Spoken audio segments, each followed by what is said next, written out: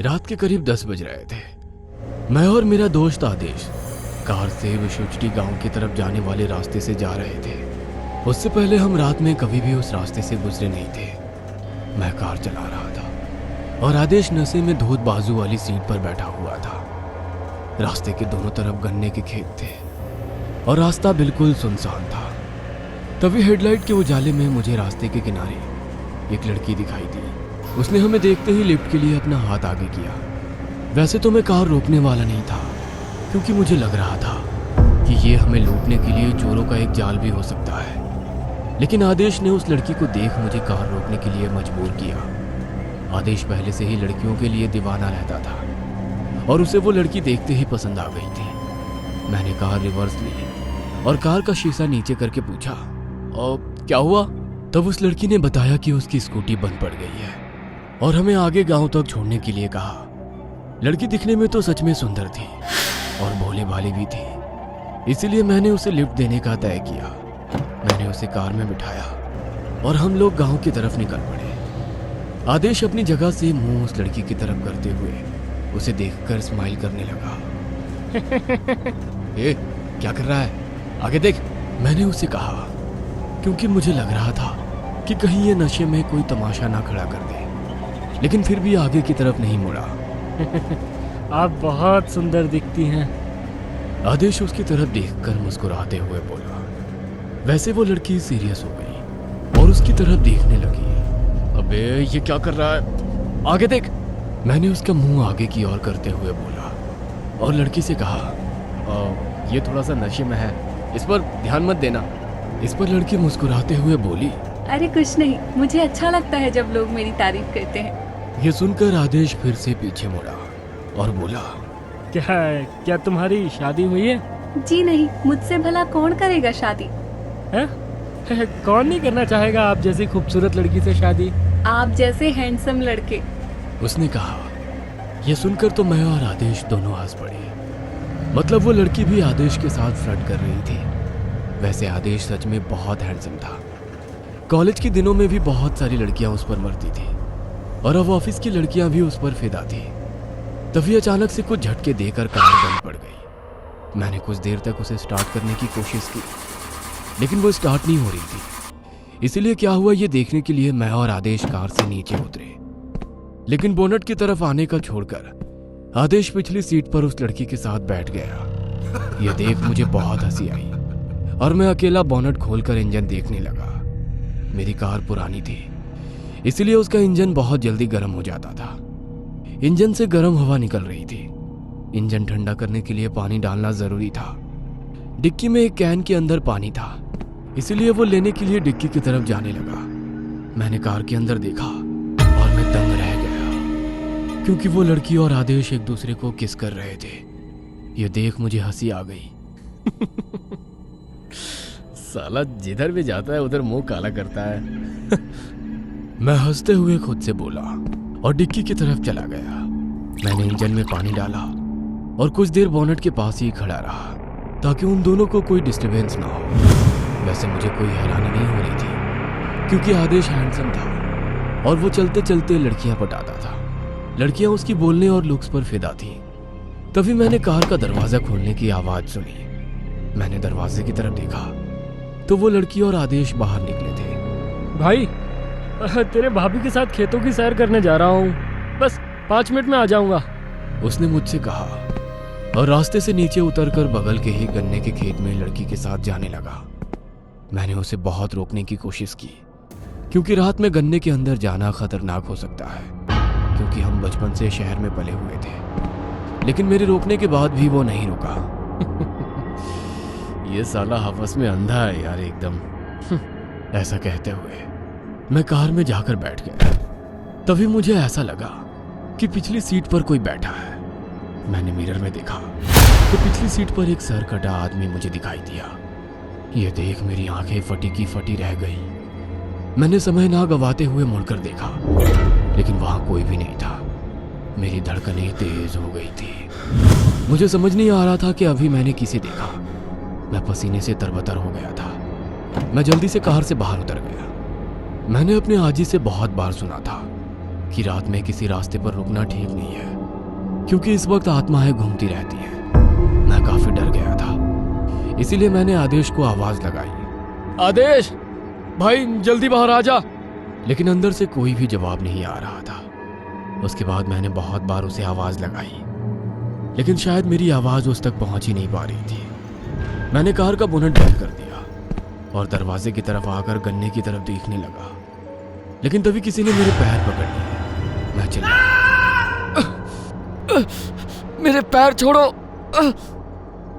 खून से सने हाथों ने मेरे पैर पकड़ लिए थे। मैं बहुत डर गया था। मैंने जैसे तैसे अपने पैर उन हाथों से छुड़वा लिए और गन्ने में भागा। कुछ देर भागने के बाद गन्ने में रुक गया। मेरी चारों तरफ गन्ना था। तभी मुझे दाईं ओर से गन्ना हिलने की आवाज आई। मुझे लगा कि शायद कोई मेरी तरफ ही आ रहा है। मैं नीचे बैठकर छुप गया। तभी मैंने देखा कि एक सरकटा आदमी मेरे आगे आकर ही रुक गया। मैंने अपने हाथों से अपना मुंह बंद कर दिया। वह सरकटा आदमी दाईं और बाईं मुड़ा और फिर दाईं और गन्ने में निकल गया। जैसे ही वो गया, मैं दाईं और भागा।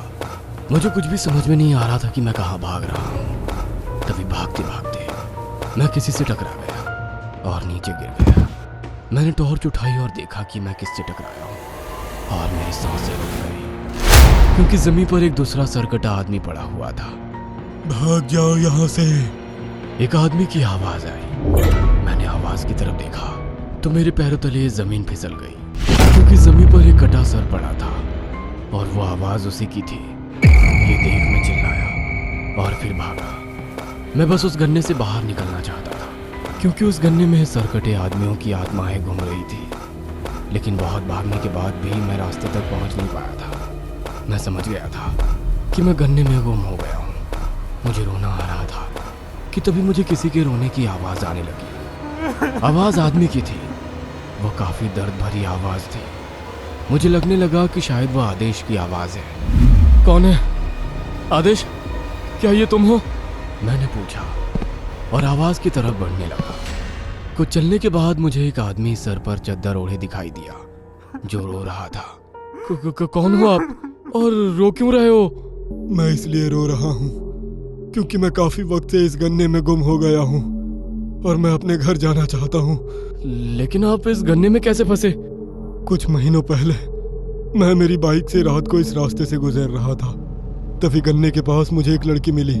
उसने मुझे अपने गांव तक लिफ्ट मांगी। मैंने उसकी सुंदरता देख उसे बाइक पे बिठाया, जिसके बाद उसने मुझे अपने प्यार के जाल में फंसाया। मैं हवस में अंधा हो गया था और उसके पीछे इस गन्ने में आ गया। और ऐसा कहते हुए वो रोने लगा। यह सोचकर मैं दंग रह गया, क्योंकि मैं और आदेश भी एक लड़की के कारण ही उस गन्ने में फंस चुके थे। कुछ देर बात करने के बाद मुझे पता चला कि वो वही लड़की है जिसने उस आदमी को भी गन्ने में फंसाया था। उसके बाद क्या हुआ? उसके बाद मैंने उसके साथ संबंध बनाए और संबंध बनाते ही वो एक डायन में बदल गई और उसने अपने दांतों से ही मेरा गला काटा और मेरा सर धड़ से अलग कर दिया। ऐसा कहते हुए वो फिर से जोर जोर से रोने लगा। यह सुन तो मेरे भी रोंगटे खड़े हो गए थे। लेकिन आपका सर कटा था तो आप बोल कैसे सकते हो? मैंने पूछा। तभी उसने अपने सर पर ओढ़ी चादर हटाई और मैंने देखा कि उसका सर कटा हुआ था। इसका मतलब वो भी एक आत्मा थी। मैं चिल्लाया और मैंने भागने की कोशिश की। तभी उसने मेरा पैर पकड़ लिया और मैं जमीन पर गिर गया। छोड़ो मुझे। क्या तुम ये नहीं सुनना चाहते हो कि वो ऐसा क्यों करती है? क्यों करती है? 2 साल पहले वो रात में इस रास्ते से जा रही थी। तभी उसकी स्कूटी बंद पड़ गई।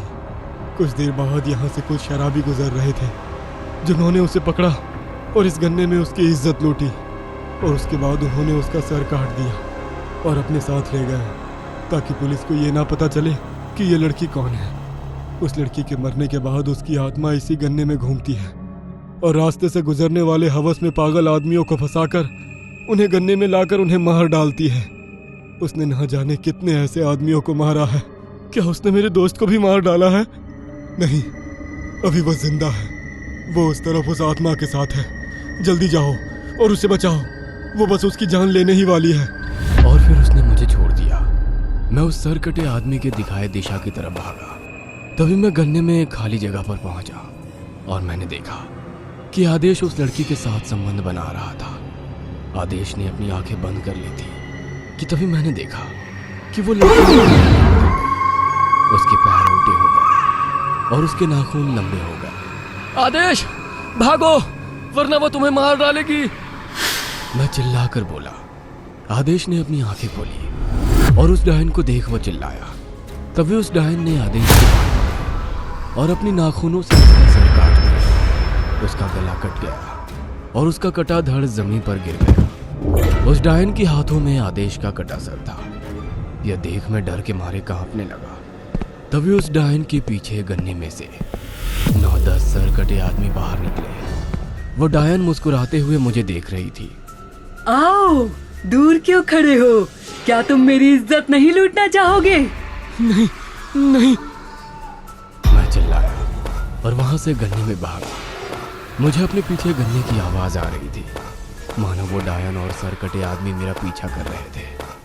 मैं बस भगवान से प्रार्थना कर रहा था कि मैं जैसे तैसे गन्ने से बाहर निकल जाऊं। तभी मुझे कुछ ही दूरी से एक गाड़ी के हॉर्न की आवाज आई। इसका मतलब रास्ता पास में ही था। मैंने मुड़कर देखा तो मुझे मेरे पीछे वो सरकटे आदमी मेरा पीछा करते हुए दिखाई दिए। मैं डर के मारे चिल्लाया और मेरी गति तेज हो गई। मुझे रास्ते से जा रहे एक ट्रक की आवाज़ सुनाई दी। मुझे किसी भी तरह उस ट्रक ड्राइवर से मदद मांगनी थी। तभी भागते हुए मैं गन्ने से बाहर निकल गया। ट्रक कुछ ही दूरी पर थी। मैं जल्दी से रास्ते के बीचों बीच ट्रक के सामने जाकर खड़ा हुआ और तभी उस तेजी से आती हुई ट्रक ने मुझे पकड़ लिया और ट्रक निकल गया। मैं रास्ते पर खून से लथपथ पड़ा हुआ था। मेरी आंखें गन्ने की तरफ थी। तभी उस गन्ने से 7-8 सरकटे आदमी बाहर निकले। उनमें से एक आदमी मेरे तरफ आया। वो मेरी सर के सामने बैठ गया और उसके तेज नाखूनों से उसने मेरा सर काट दिया और फिर मेरा सर उठाकर गन्ने के अंदर चला गया। तब से मेरी सरकटी आत्मा इसी गन्ने के अंदर भटक रही है। अगर आपको हमारी ये कहानी पसंद आई हो तो इसे लाइक और शेयर करना ना भूलें। साथ ही ऐसी और नई कहानियों के अपडेट्स पाने के लिए हमारे चैनल अक्षु टीवी को जरूर सब्सक्राइब करें।